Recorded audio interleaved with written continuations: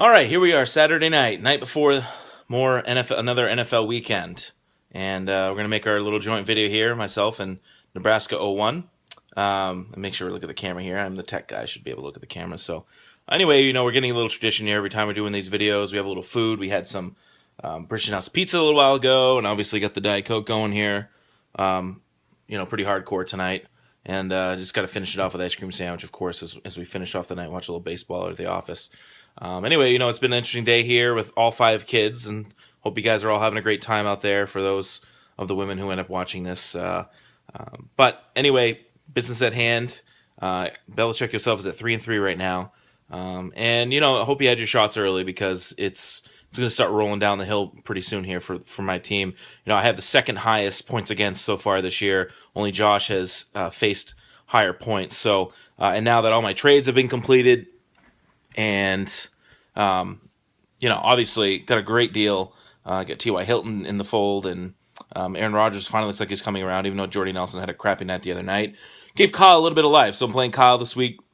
It's the only time I play him this year. He's obviously desperate.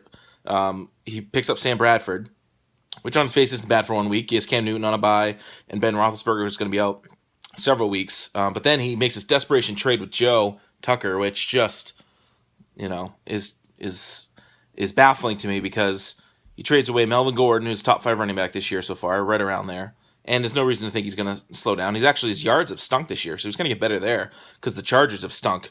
So they've been throwing a lot near the end of the game. So he's away Melvin Gordon and gets back Andy Dalton, whoop-de-doo, and LeGarrette Blount, who's had a great year, no doubt. But there's no doubt that his value is much lower, way down because of Tom Brady being back. He'll get a touchdown here and there, not a big deal. But as everybody else knows in the league, Joe Tucker's been trying to pawn him off on everybody for the last 2 or 3 weeks when he knew Tom was coming back. So, it's too bad. And then he drops Dak Prescott as part of the deal. Kyle does. Dak Prescott, who's ranked 8th so far this year in quarterbacks, for Andy Dalton, who's ranked 10th, and then Melvin Gordon for yeah. So it's like, okay, so maybe yes, the current stats right now it's a pretty even deal, but going forward, there's no doubt that Melvin Gordon's the best. Anyway, good for me because he got rid of Melvin Gordon. It's one less guy to worry about this week, and now I just have to worry about Andy Dalton and LeGarrette Blount, which I'm not worried about whatsoever. So it should be a win. The only chance he has is a couple guys have like a Jordy Nelson-like game with only 1 point. But I'm a little stretched right now too. Theo Riddick is out injured, which kind of stinks. But speaking of Theo Riddick, I had a great trade offer the other day. Let's see what you think about this from Mr. Joe Tucker. He wanted Mike Evans, the only most targeted receiver in the NFL this year, and Theo Riddick, who's top 5 in points for running backs, catches the ball, runs the ball, everything. And what do they want to give up? Demaryius Thomas. Okay, the biggest pussy wide receiver in the league, coming from a quarterback who can't throw very well, in Trevor Siemian, or the rookie Paxton Lynch, and who was the other guy again? I keep forgetting. Blount. Oh no, not LeGarrette Blount. No, Giovanni Bernard. Oh, even better, Giovanni Bernard, part of the two-headed monster. So no, I don't know. That's just a horrible deal. I'm not even going to reject it. I'm just going to let it expire because that's what should happen. That for a deal that stupid, not even going to counter on it. So.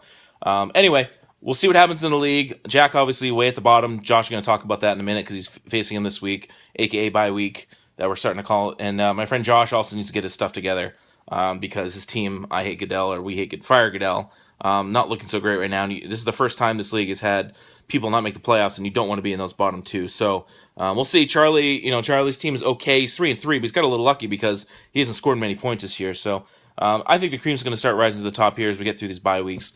But anyway, good luck everyone this week, and I'm going to hand it over to Josh here, who's going to talk about his matchup against Jack, who still has 2 players in his lineup, including one had been on injured reserve for a couple weeks.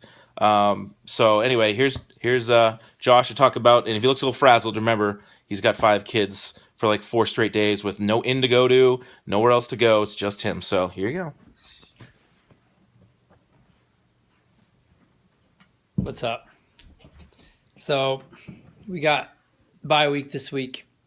So we're resting our players, hoping we get healthy for the rest of the season.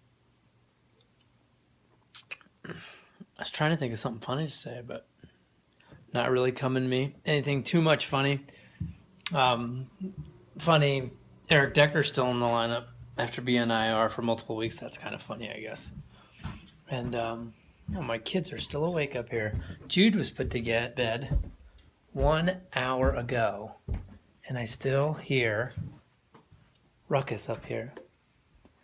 So let's take a look. Jude Tucker, what are you doing, buddy? I'm in bed. You're in bed? Well, come here. What are you doing? I'm doing. It's almost 10 o'clock, buddy. Is it 10 o'clock? Yes. Why don't you get in the camera? Who do you think's going to win this week? Daddy's playing Jack Butler in fantasy football. What do you think's going to happen? Shoot. Do you understand the question? I'm playing Jack Butler in fantasy football this week. Yes. Who will win? Daddy or Jack Butler? Jude. There you have it, folks. Jude will win. Jude